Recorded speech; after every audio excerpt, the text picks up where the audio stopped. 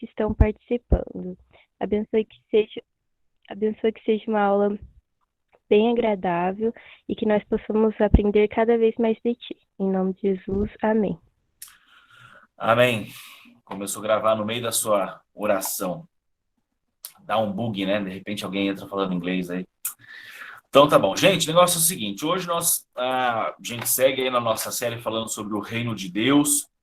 Abra a sua Bíblia em Mateus capítulo 12. Mateus capítulo 12. E hoje a gente vai falar um pouquinho sobre questões sobrenaturais. Olha só que doideira, hein? Questões sobrenaturais. Por quê? Porque uma das marcas da chegada do reino de Deus é a vitória de Jesus sobre o reino das trevas. Reino das trevas, sim, reino do diabão mesmo, dos demônios. Quando a gente fala de reino, você sim deve entender algo como um domínio, um governo, uma autoridade. Então, entenda o seguinte: do momento em que Adão e Eva pecou, capítulo 12, Miguel, capítulo 12 de Mateus, abre lá. A partir do momento que Adão e Eva pecaram, né, de alguma forma, por assim dizer, eles permitiram então que o pecado entrasse no mundo e junto com o pecado, Satanás estabelecesse como que um reino, um domínio, né? E esse reino, esse domínio, significa em questões práticas influência, tentação, tudo da parte de Satanás sobre as pessoas, né? Influência, tentação, orientação, né? Satanás vem aqui guiando as pessoas para o caminho errado, e dessa forma a gente pode dizer que há um domínio das trevas, né? Paulo vai falar que esse mundo jaz no maligno, né? Já está morto, deitado, caído no maligno, um certo domínio do mal. Mas quando Jesus chega na Terra, né, e começa a desenvolver o seu reino, nós temos um embate, né? Um embate muito interessante entre o reino que Jesus começa a estabelecer, né, e o reino das trevas que começa a diminuir. Estão entendendo? Então, antes, até quando existia um domínio das trevas, um domínio de Satanás, esse domínio começa a perder forças e o domínio de Jesus começa a despontar, tá bom? Em termos simples, nós estamos colocando isso aqui, né? E uma das evidências que o reino de Deus, o reino de Cristo, chegou e se estabeleceu é vitórias de Cristo sobre o demônio, vitórias de Cristo sobre as doenças, a vitória de Cristo sobre manifestado em milagres, ok? Então, essa história que a gente vai ver aqui é uma história de exorcismo, ok? E o exorcismo nada mais é que a ação que alguém, um crente, logicamente, pode executar em nome de Jesus, pelo poder do Espírito Santo, retirar o demônio daquela pessoa, tá bom? Jesus vai fazer isso nesse texto, e é curioso que aqui nós vamos ver que fizeram uma acusação contra Jesus quando ele executou essa ação. Uma boa ação, algo que ele fez de bom, e mais uma vez a galera colocou aí como algo mal, tá bom? A gente tem que lembrar o seguinte, que tanto o exorcismo, como o milagre, como as curas nessa época aqui de Jesus, e também na era apostólica, lá em Atos, ajudava a galera a crer em Jesus. Estão entendendo? Então, por exemplo, assim, ó, faz de conta, olha só que loucura. Não, não é loucura não, porque de fato acontecia. Você está lá na Palestina, lá em Israel, no primeiro século. Aí você está morando em Betânia, faz de conta. E você é judeu, tá? Aí você está lá na sua aula online de matemática. De repente, na praça, chega um pregador, né, um cara chamado André. E aí ele se diz discípulo de Jesus, que morreu, mas ressuscitou. Aí você fala, meu Deus do céu, que negócio é esse? Já tá difícil na aula online aqui de matemática, tem um cara lá fora, um maluco pregando. E aí você vai lá escutar, e o cara tá falando que o reino de Deus chegou. E chegou através de Jesus Cristo. Aí você fala, não, esse cara tá loucão. Esse cara tá mais louco que minha professora de matemática. Aí, de repente, ele fala o seguinte, vocês quer ver mesmo que o reino de Deus chegou? Traz um mudinho. Aí vem o mudinho. Eu não vou imitar o mudinho. Estou tentado a imitar o mudinho, mas como é minha última aula e está sendo gravado, eu não vou deixar essa marca para vocês, eu imitando o mudinho. Traz o mudinho.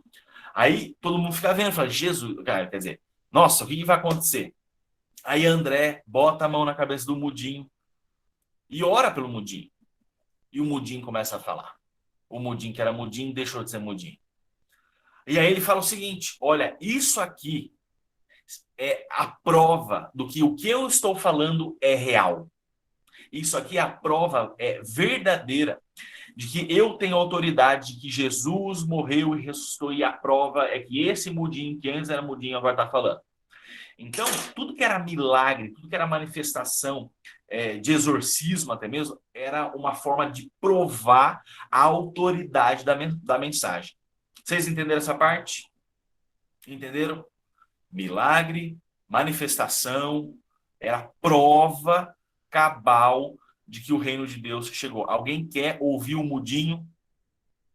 Não vou fazer. Deixa para outro momento, quando não estiver gravado. Tá bom? Então vamos ler o texto aí. Vamos ler o texto aí. Saiu aqui. Mateus. Alguém tem a versão NVI? Ah, não, vai, né? Qualquer versão, né, Maria? Quem que vai ler para a gente? Mateus, capítulo 12. Oh. Você tem NVI? Ô, Ederli, lê para a gente aí, por favor, então. Faz essa gentileza. Oh, eu não dei o versículo, né? Que burrão. É capítulo 12, versículos de 22. Só deixa eu conferir aqui, porque achei. Do 22 ao 32. 22 ao 32. Depois disso, levaram-lhe um endemoniado, que era cego e mudo, e Jesus o curou de modo que ele pôde falar e ver. Todo o povo ficou atônito e disse: Não será este o filho de Davi? Mas quando os fariseus ouviram isso, disseram: É somente por Beelzebu, o príncipe dos demônios, que ele expulsa demônios. Jesus, conhecendo os seus pensamentos, disse-lhes: Todo reino dividido contra si mesmo será arruinado, e toda cidade ou casa dividida contra si mesma não subsistirá. Se Satanás expulsa Satanás, será dividido contra si mesmo. Como então subsistirá seu reino? E se eu expulso demônios por Beelzebu, por quem os expulsam os filhos de vocês? Por isso, eles mesmos serão juízes sobre vocês. Mas se pelo Espírito de Deus eu expulso demônios, então chegou a vocês o reino de Deus. Ou como alguém pode entrar na casa do homem forte e levar dali seus bens, sem antes amarrá-lo? Só então poderá roubar a casa dele. Aquele que não está comigo está contra mim, e aquele que comigo não ajunta, espalha. Por esse motivo, eu lhe digo: todo pecado e blasfêmia serão perdoados aos homens, mas a blasfêmia contra o Espírito não será perdoada. Todo aquele que disser uma palavra contra o Filho do Homem será perdoado, mas quem falar contra o Espírito Santo não será perdoado nem nesta era, nem na que há de vir. Beleza, valeu, Ederli. Muito bem. agora a gente precisa entender o que o texto está falando, tá bom? Eu gosto muito da versão NVI aí que o Ederli leu, e agora a gente vai voltar nesse texto e vamos ver alguns detalhes, tá bom? Que a gente vai aprender aqui, ó.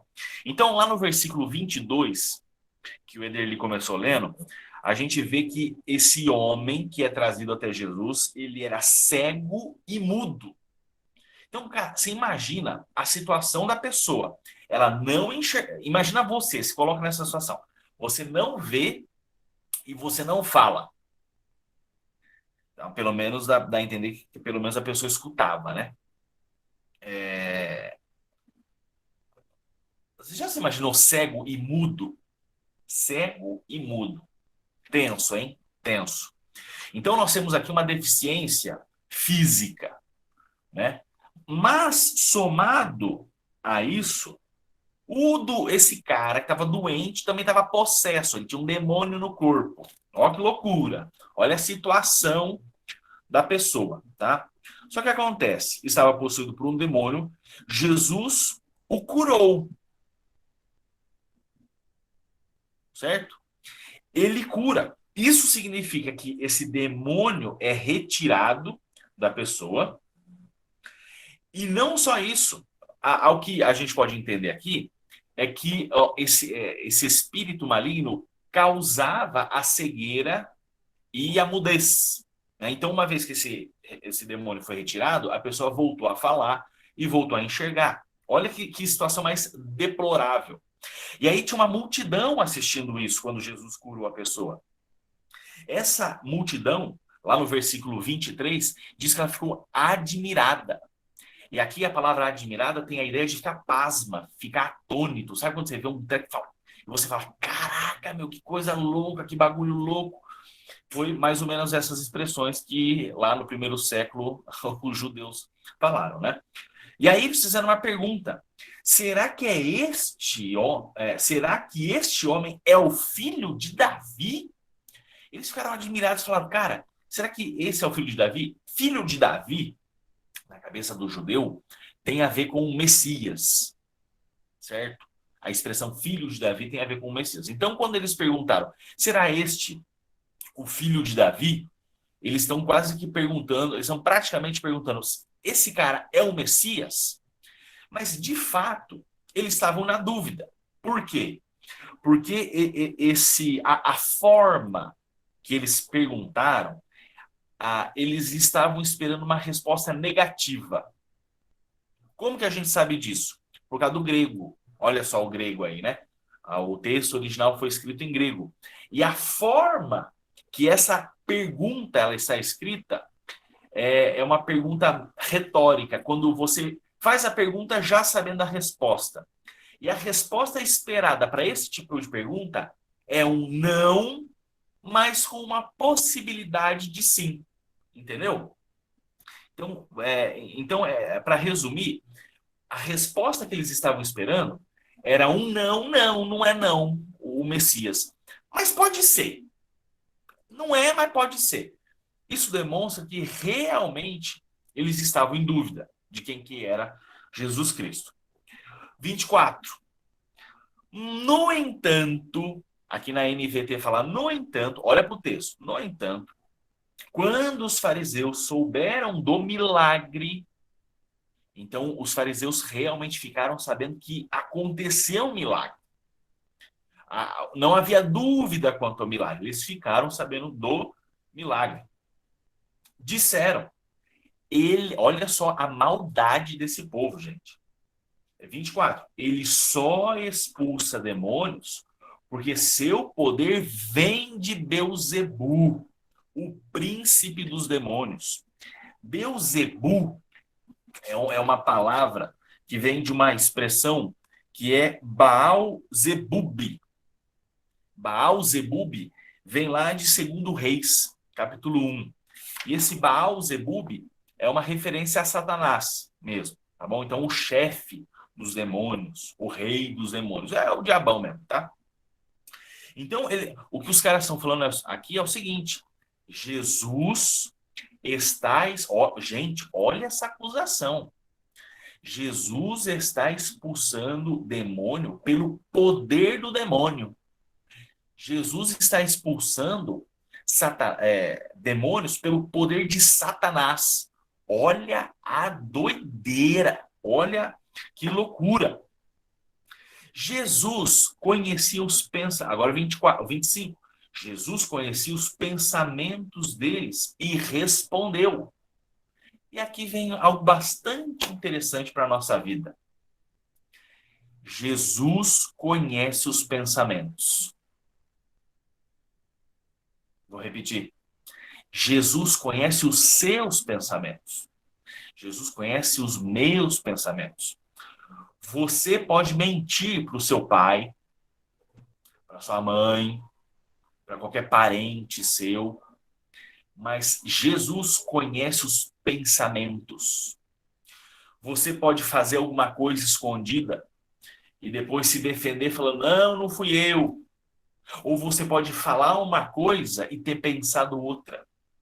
Saiba de uma coisa, você pode enganar a mim, os seus líderes na igreja, você pode dissimular, você pode inventar, você pode viver uma falsidade para os outros, mas Jesus te conhece.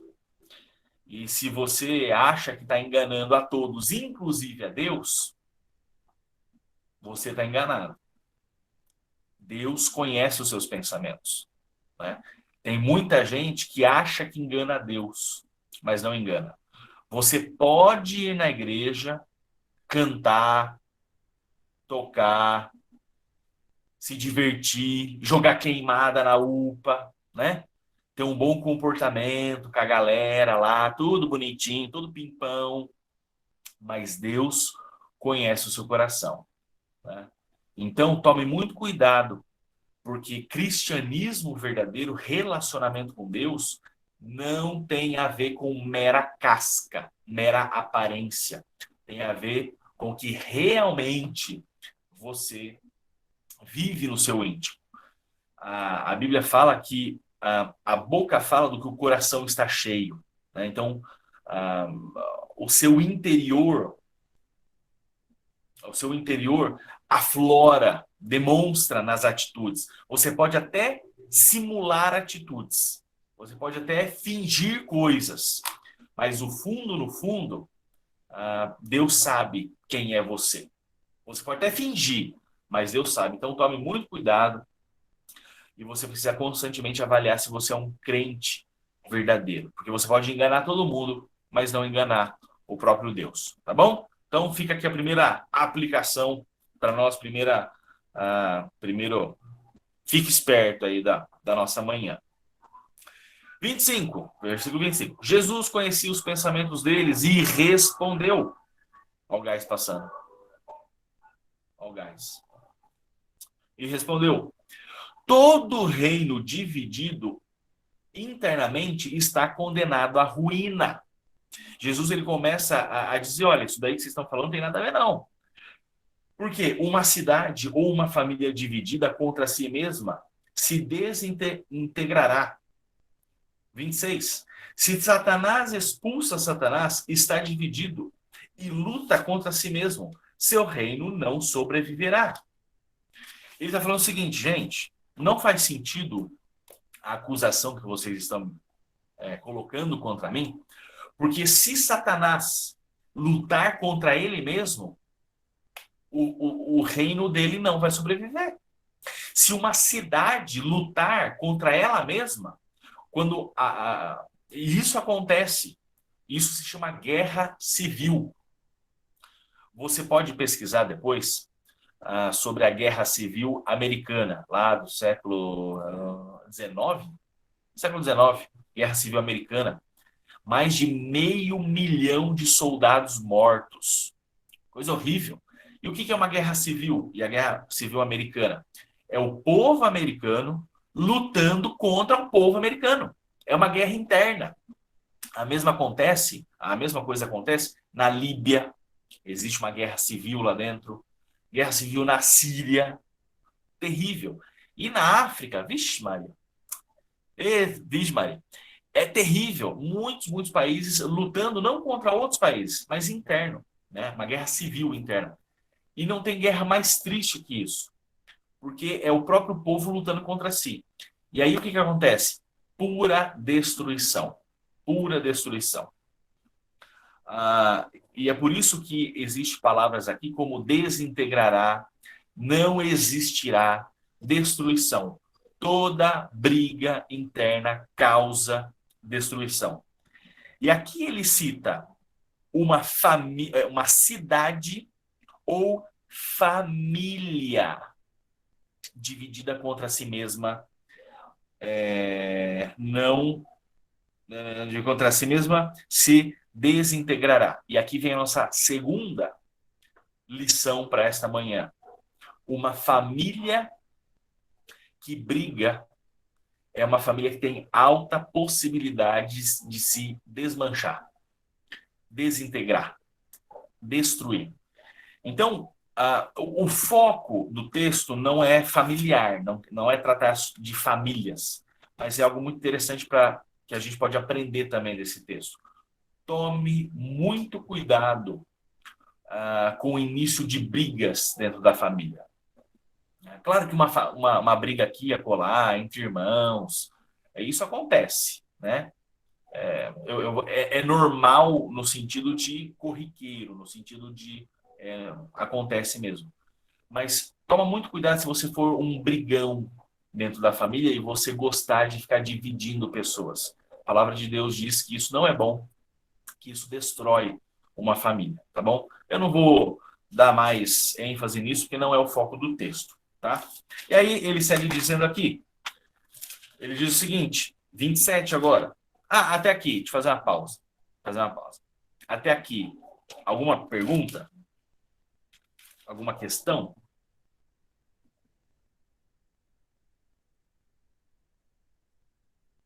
Não?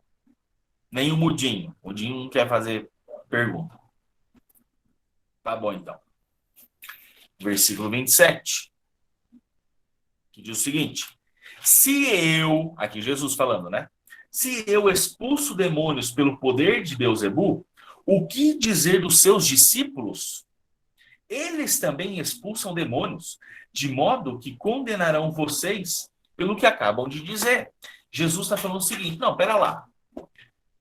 Se eu estou expulsando demônios pelo poder de Beelzebul, então com qual autoridade está expulsando os discípulos de vocês? Jesus ele coloca isso porque os discípulos dos fariseus também expulsavam demônios. A prática de expulsar demônios era um negócio já conhecido. Só que, diferentemente de Jesus, os exorcistas daquela época, eles usavam umas mandingas, né? Muitos usavam poções mágicas, ervas, muitos usavam objetos mágicos, anéis, por exemplo, né? Encantamentos, palavras, magias, tudo para fazer essa urucubaca e tentar tirar o demônio da pessoa. Só que Jesus não fez nada disso, entendeu? Jesus, normalmente, o que ele fazia? Ele falava. Então, era algo novo para os fariseus. Então, quando eles viram isso acontecendo, eles olharam assim, estranharam, né? Falaram, ué, isso não é normal. Normalmente as pessoas usam de palavras, de magias, de anéis e de objetos. Aí chega um cara desse aqui e fala, sai. E o demônio saiu? Não, tem coisa errada. E aí eles dizem isso, olha, você só fez isso pela força de Satanás. E aí Jesus retruca, né? Então, se eu estou expulsando pela força de Satanás, os discípulos de vocês também estão. É legal que Jesus não deixava barato, né? Jesus dava umas retrucadas da hora também. Aí vem o 28, versículo 28, olha aí.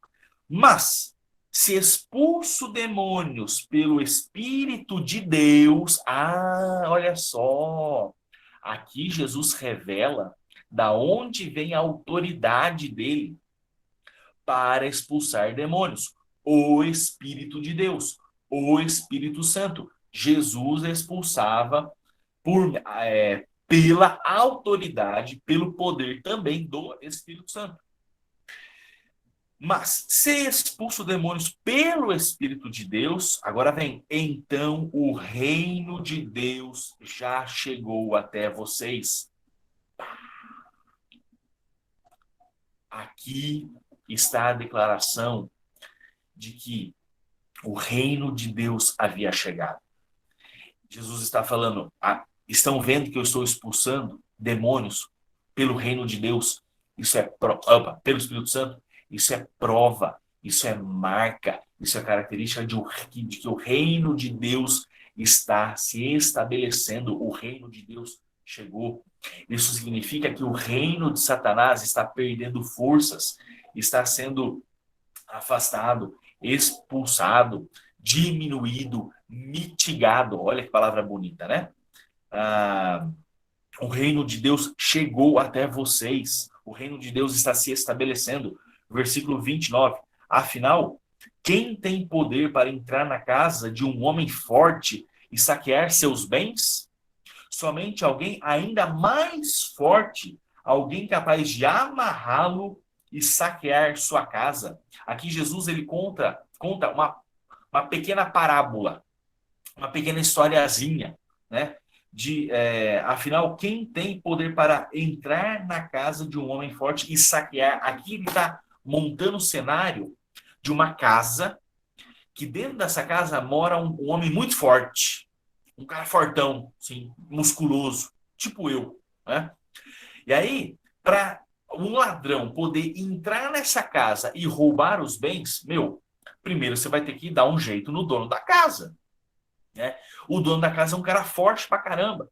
Esse ladrão vai ter que entrar, amarrar o fortão e então saquear. E aí, Jesus está falando, apenas um ladrão muito mais forte pode entrar na casa e amarrar esse fortão e roubar os bens. Jesus está falando que esse valente que precisa ser amarrado é Satanás. E quem invade a casa de Satanás para roubar, para pegar os bens de volta, é o próprio Jesus. Jesus ele é muito mais forte que Satanás.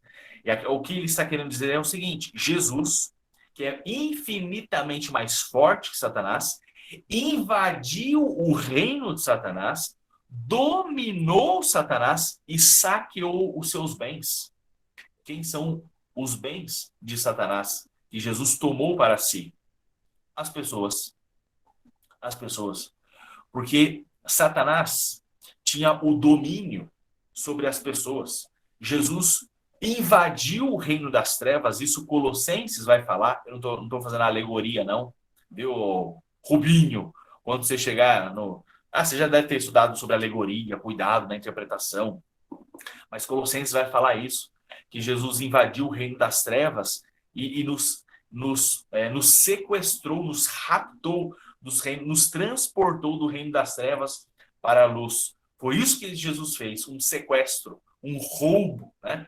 Então, só para finalizar aqui, Jesus invade o reino das trevas, domina Satanás e nos leva para o reino da sua luz. Jesus é quem amarra o valente. E é daqui que vem a expressão, tá amarrado. Tá amarrado.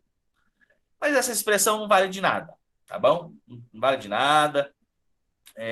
Você não consegue ficar amarrando Satanás. Quem amarrou Satanás foi Jesus Cristo, tá bom? Se você não acordou até agora, eu acho que com essa você acabou de acordar. Muito bem, o texto segue aqui, ele termina a história, e aí vem o versículo 30, que diz o seguinte: quem não está comigo, porque até aqui ele está falando sobre dois reinos, o reino de Satanás, que está sendo enfraquecido, e o reino de Deus que está chegando e está acabando com o reino de Satanás. Então, ele fala sobre duas posições aqui. O reino de Satanás e o reino de Deus. Versículo 30. Quem não está comigo, opõe-se a mim. Ou você está comigo ou você não está comigo. E quem não trabalha comigo, na verdade, trabalha contra mim. Irmãos, e aqui quando eu falo irmãos, é homens e mulheres, tá? Não cai nessa besteira de politicamente correto, de falar assim, irmãos e irmãs. Isso aí é besteira, tá? A palavra masculina no plural, que vem do latim, que antes no latim tinha masculino, feminino e neutro, quando foi passado para o português, o gênero neutro foi incluído no masculino plural. Então, quando você fala bom dia a todos, isso inclui homens e mulheres, não está denotando o gênero masculino, mas são todos os ouvintes, não importando se é homem ou mulher. Isso é gramática, tá bom? Confie em mim. Eu sou professor de português. Eu sei o que eu estou falando. Já dei minha carteirada aí, então vocês me obedecem. Então, irmãos, homens e mulheres, o que passar disso é militância, bobagem. Ih, me perdi aqui. Onde que eu tô? Me achei. 30. Tá, lembrei. Então, lembrei. Então, 30. Quem não está comigo, opõe-se a mim. E quem não trabalha comigo, na verdade, trabalha contra mim. Espera que eu vou espirrar. Passou. Todos, agora lembrei. Todos os que estão do lado de Cristo trabalham por Cristo. Se movem por Cristo. Trabalham para o crescimento do reino de Cristo. Quem fica com os braços cruzados, mesmo que fica quieto na dele, não atrapalha, acha que não atrapalha, mas a palavra de Deus que diz que quem não trabalha comigo, na verdade, trabalha contra mim. Aqui a gente aprende que não existe neutralidade no reino de Deus. Não existe neutralidade. E aqui vem uma terceira aplicação para nós.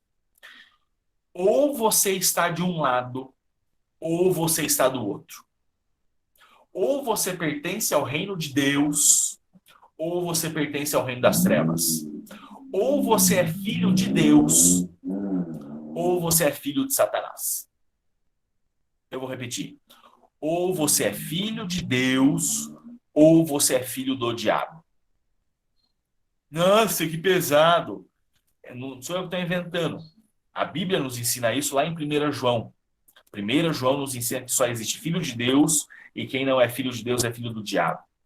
Você pode dizer que é filho de Deus, mas você dá frutos. Você pode dizer que é filho de Deus, mas fala como um filho do diabo. Você pode dizer que é filho de Deus, mas você fica com os outros meninos, fica com as outras meninas como filhos do diabo. Você diz que é filho de Deus, mas você é rebelde contra os seus pais e contra as suas autoridades, igual os filhos do diabo. Você diz que é filho de Deus, mas o seu comportamento na escola é igual ou pior do que o filho do diabo. Ações demonstram quem realmente você é. Atitudes demonstram quem de fato você é. Então, você pode dizer uma coisa, você pode até mesmo enganar as pessoas, mas lembrem-se, Deus, Jesus Cristo, o Espírito Santo, conhece os seus pensamentos. E os frutos mostram se você é filho de Deus ou se você é um filho do diabo. Tá bom? Vamos voltar para o texto. Fica com essa informação aí. E aí, depois dessas buchas todas, o Rubem e o Ederli assumem porque eu tô picando fundo. Eu tô ralando o peito da UPA. Terminando aqui, então, ele entra no versículo 31, que vai dizer o seguinte: Por isso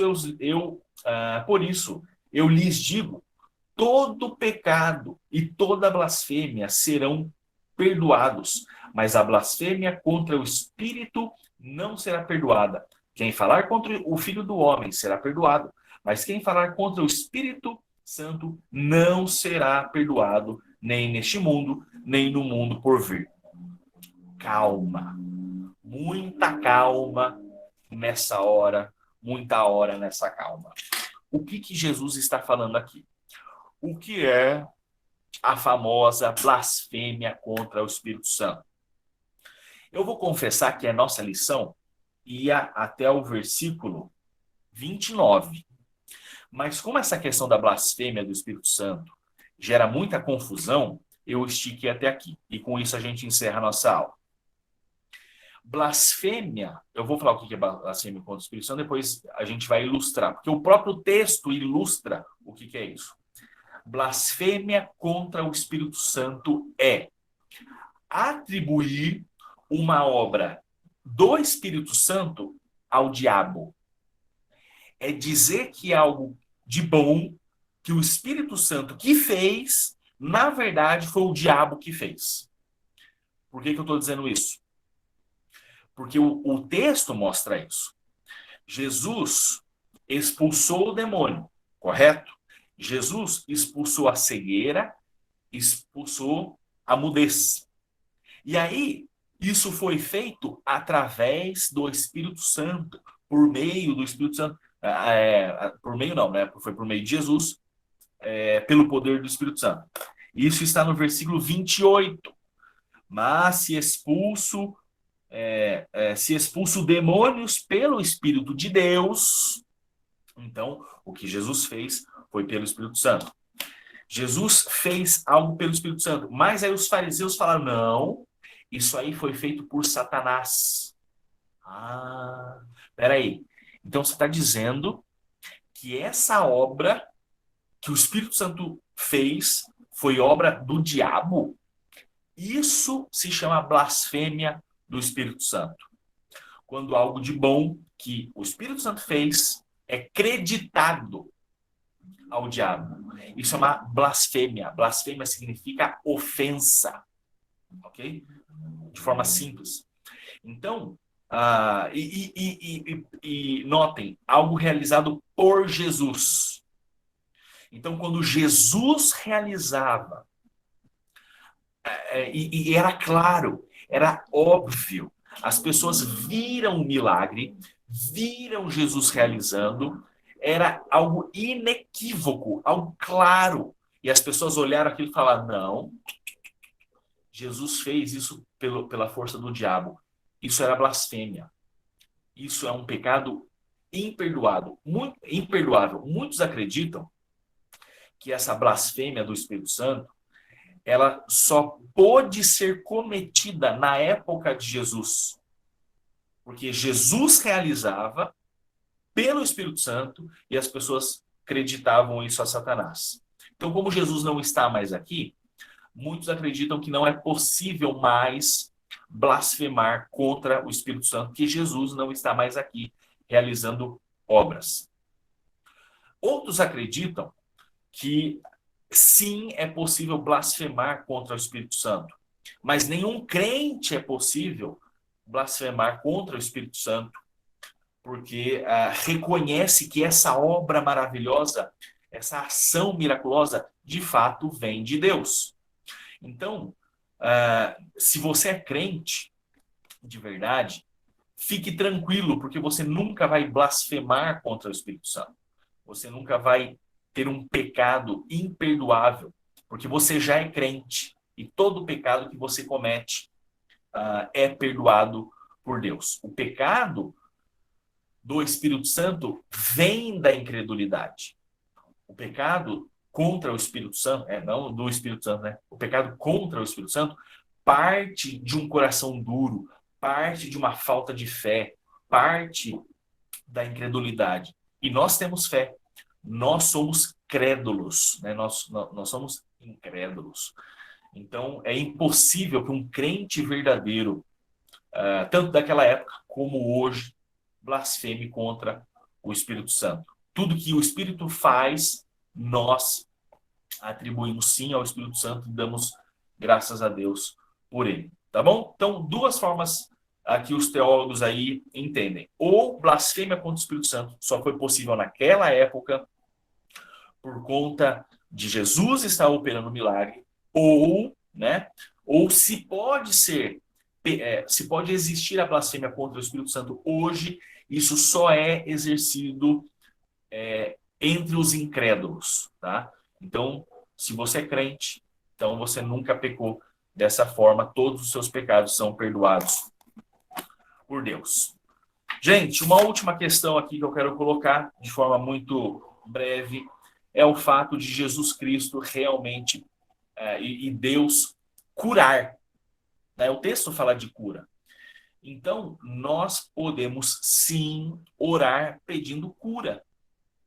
Não só cura através dos médicos, não só cura através dos remédios, de cirurgias, mas curas através de milagres, sim. Deus ainda faz milagres. Aí você diz, mas o milagre não servia só para aquela época? O milagre servia para aquela época e havia uma quantidade enorme de milagres. Quando você lê Atos, você vê uma enxurrada, um rio de milagres, multidões e multidões de gente sendo curadas.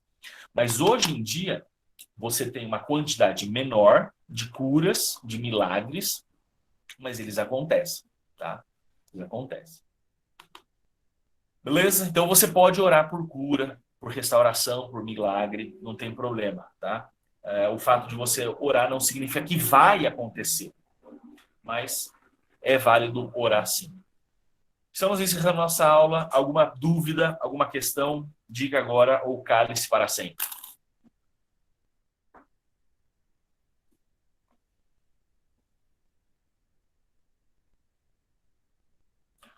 Rubinho não quer falar nada? Iderlinho não quer falar nada? Tá tudo de boa? Então tá bom. Então vamos orar. Gente, essa foi minha última aula para vocês. A partir de semana que vem já não estarei. Gostei muito de dar essas aulas, foi um prazer. Amo todos vocês. Nós recebemos aqui o caderninho que vocês anotaram. Foi muito emocionante, muitas palavras bonitas de que vocês nos amam. Eu também, a gente ama vocês. A gente vai sentir muita saudade, mas a gente vai estar pela igreja. Então, muito obrigado por tudo, toda a paciência, toda a colaboração. E a gente se encontra por aí na igreja. Beleza? Vamos orar para encerrar? Ô, Rubinho, você que está chegando aí, filho, ora para nós, por favor, para encerrar a aula. Bora, vamos orar. Senhor, muito obrigado por este momento. Mais uma vez a tua palavra foi exposta e pedimos que o teu Santo Espírito ministre em nossos corações essa palavra. Possamos entender, Deus, que podemos ser colaboradores do teu reino e nos render diante do teu poder, ser, Deus, instrumento nas tuas mãos para que o teu reino cresça, o teu reino que chegou, que está em nossos corações, ele possa crescer e se expandir até que o Senhor volte. Nós pedimos isso em nome de Jesus, Pai. Abençoa cada um de nós que está presente nesta sala. Nós possamos ser edificados mesmo por esta palavra.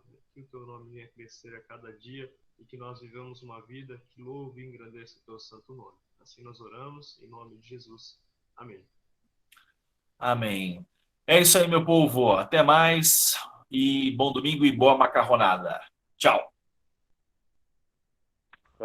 Tchau. Tchau, gente. Tchau, gente.